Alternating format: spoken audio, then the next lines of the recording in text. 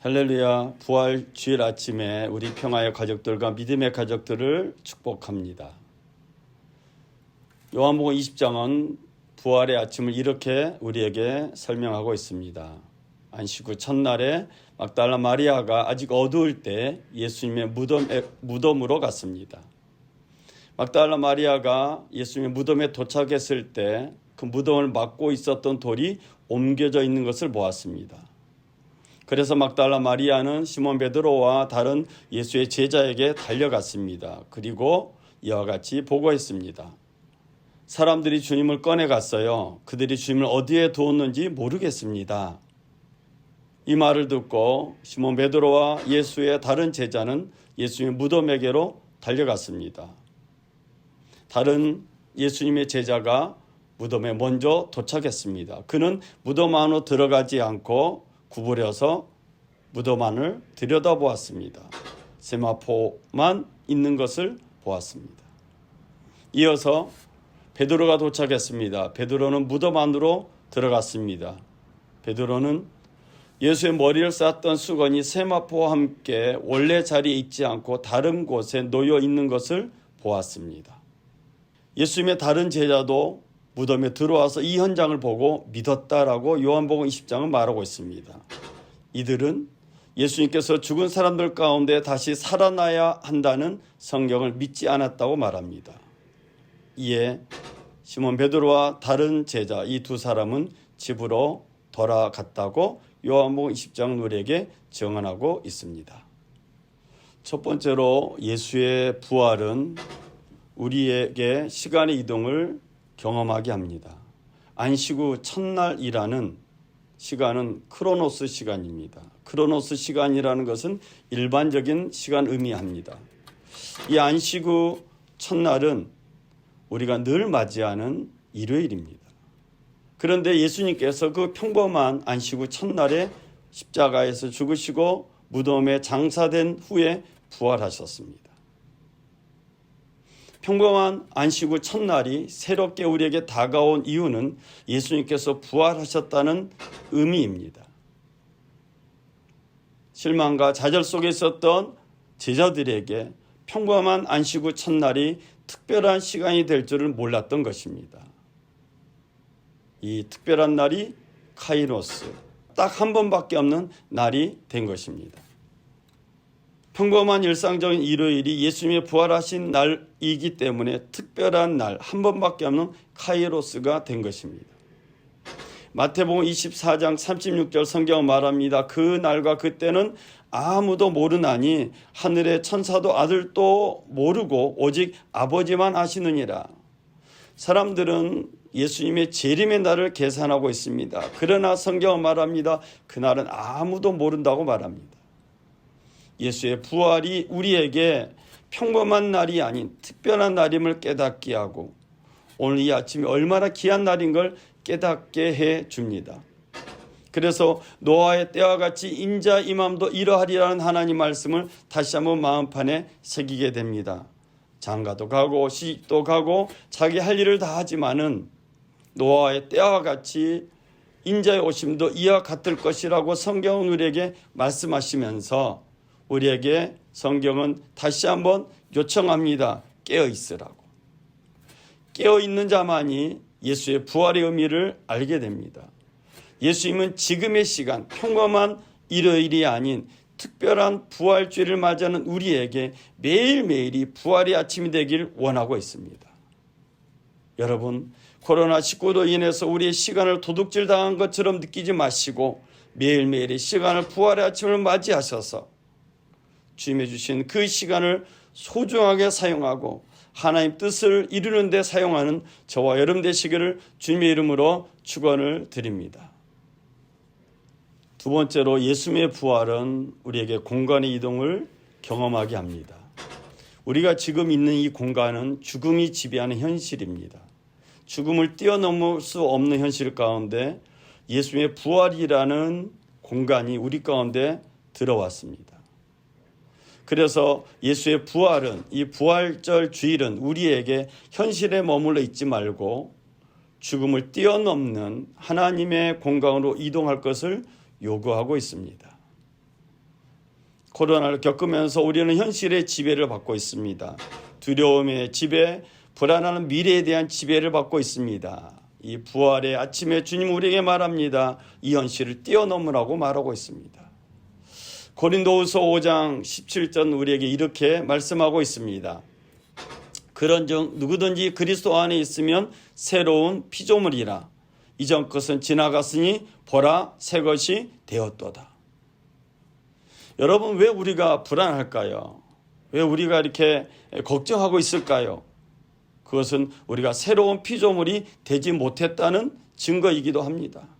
새로운 피조물은 우리가 있었던 자리에서 벗어나서 부활하신 예수 그리스도의 자리로 이동하는 것입니다. 예수님께서 무덤에 머물러 있지 않고 안식후 첫날 살아나신 것처럼 오늘 주님은 부활의 주님 우리 가운데 오셔서 우리의 삶의 현장에 머물러 있지 말고 일어서서 부활의 현장으로 그 공간으로 이동하길 요구하고 있습니다. 예수님께서 요한복음 11장에 죽은 나사로를 살리십니다. 그리고 그 나사로에게 이렇게 말씀하십니다. 나는 부활이요 생명이니 나를 믿는 자는 죽어도 살겠고 무릇 살아서 나를 믿는 자는 영원히 죽지 아니하리니 이것을 믿느냐. 죽었다가 예수님에 의해 살아난 나사로가 이렇게 대답합니다. 그러하에다 주는 그리스도시요 세상에 오시는 하나님의 아들이신 줄 내가 믿나이다. 예수님은 나사로에게 죽음에 지배받았던 현장, 그 공간에서 이제는 죽음을 넘어서는 공간으로 이동할 걸 요구하고 있습니다. 이것을 믿느냐라고 말하는 것입니다.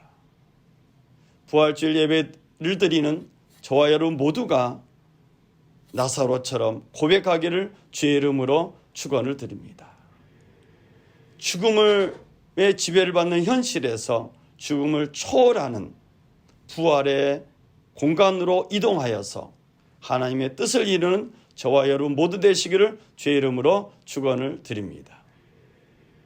세 번째로 예수님의 부활은 시간과 공간의 이동을 경험한 우리들에 의해서 하나님 나라가 현실화되는 출발점을 의미합니다. 이 땅의 왕은 무기나 또 물질이나 사상을 가지고 세상을 점령하거나 다스리려고 합니다. 그런데 예수님은 이 땅에 하나님의 공의와 정의를 가지고 다스렸습니다. 그리고 예수의 부활을 경험한 우리들에게 하나님의 공의와 정의를 가지고 이 땅을 다스릴 것을 명령하고 있습니다. 부활하신 예수님 우리에게 사명을 주셨는데 그 사명은 이 땅의 왕의 통치를 파멸시키고 창조의 정신으로 돌아갈 것을 명령하고 있습니다. 창세기 1장 31절 이하에 보니까 성경이 이렇게 말하고 있습니다. 하나님이 지으신 그 모든 것을 보시니 보시기에 심히 좋았더라. 저녁이 되고 아침이 되니 이는 여섯째 날이니라. 천지와 만물이 다 이루어지니라. 창조의 결과에 하나님은 너무 좋았다고 말씀하고 있습니다. 이 세상은 하나님 보시기에 좋았던 모습으로 돌아가야 됩니다. 창조의 정신을 가진 사람은 부활하신 예수님을 경험한 사람들입니다. 예수의 부활을 경험한 사람들은 이 세상을 하나님의 창조의 섭리대로 바꾸어야 될 의무와 책임이 있습니다. 요한계시록 맨 마지막 절 요한계시록 2장 21절 이렇게 끝을 맺고 있습니다. 주 예수의 은혜가 모든 자들에게 있을지어다. 아멘. 부활의 기쁨이 그리스도인에게만 있는 것이 아니라 모든 사람에게 임하게 될 때 부활하신 예수님의 뜻이 완성이 되고 하나님 나라가 완성되는 줄로 믿습니다. 이 부활의 아침을 맞이하는 저와 여러분, 예수님께서 다시 살아나셨다라는 이 소식은 우리로 하여금 이 땅이 대한민국뿐만 아니라 온 세상이 하나님의 나라로 출발해야 되고 하나님 나라가 실현돼야 될 것을 말하고 있는 것입니다. 하나님은 고아와 과부의 아버지셨습니다. 예수님은 왕을 찾아가지 않으셨습니다. 예수님은 가난한 사람을 찾아가셨습니다. 예수님은 병든 자를 찾아가셨습니다. 예수님은 이방인을 찾아가셨습니다. 예수님은 연약하기 짝이 없는 자를 찾아가셨습니다. 부활의 아침에 무엇을 먹을까, 무엇을 입을까 염려하지 말고, 코로나를 겪으면서 경제적인 불안감 때문에, 정치적인 불안감 때문에 염려하지 말고, 하나님 주신 은혜를 가지고 우리의 삶의 자리에서 나는 어떻게 하나님 나라를 실현할까 고민하게 될 때, 실천하게 될 때 우리를 통해서 부활의 아침이 완성이 되고 하나님 나라의 영광이 나타나게 될 줄로 믿습니다. 이 영상을 보고 있는 우리 평화의 가족 여러분, 또 믿음의 가족 여러분, 우리가 다시 예배당에 와서 예배 드릴 때는 부활의 아침에 그 기쁜 소식을 가지고 다시 한번 기쁨으로 예배하여서 우리의 시간을 하나님 나라 영광에서 사용하고, 우리의 현실, 이 공간을 하나님 영광에서 사용하고, 우리 몸된 교회가 하나님의 정의와 공의를 실천하는 진실한 공동체가 되시기를 주의 이름으로 부탁을 드립니다. 이 부활의 아침에 하나님의 평화가 저와 여러분 삶 가운데 가득하시길 주의 이름으로 다시 한번 축원을 드립니다. 기도하겠습니다. 부활의 아침을 가정에서 또 다른 현장에서 맞이하고 있는 모든 믿음의 가족들, 우리 평화의 가족들을 축복합니다. 이 부활의 아침이 평범한 날이 아니라 특별한 날임을 알게 하여 주시고, 이 부활의 아침으로 말미암아 삶과 죽음의 현장 가운데에서 좌절하는 인생이 아니라 부활의 소망으로 말미암아 초월적인 삶을 살아갈 수 있는 능력을 경험하는 우리 믿음의 가족들 되게 하여 주옵소서. 우리에게 임한 하나님의 공의와 정의와 사랑이 우리를 통해서 이 땅에서 현실화되길 간절히 소망합니다. 우리 평화의 가족들이 연약하고 병들고 부족한 사람들을 돕는 자리에 있게 하여 주시고, 우리의 시간을, 우리의 마음을, 우리의 물질을, 우리의 지식과 능력을 가난하고 힘들고 병들고 연약한 자들 위해서 사용하는 우리 모든 믿음의 지체들 되길 간절히 소원합니다. 사랑의 주님, 이 부활의 아침에 예배당에서 예배드리지 못한 안타까운 마음을 위로해 주시고, 부활의 아침에 의미를 새롭게 깨달아서 하나님의 영광에서 사용되고 쓰임받는 우리 평화의 가족들, 믿음의 가족들 되게 하여 주옵소서. 이번 한 주간도 가정에서, 직장에서, 사회에서 어느 곳에서든지 부활의 소망을 가지고 살아가는 자로서 하나님의 영광을 드러내는 능력 있는 그리스도인들이 되게 하여 주시옵소서. 우리를 통해서 하나님 나라가 현실화되기를 간절히 소원하며 우리 주 예수 그리스도 이름으로 기도드렸습니다. 아멘.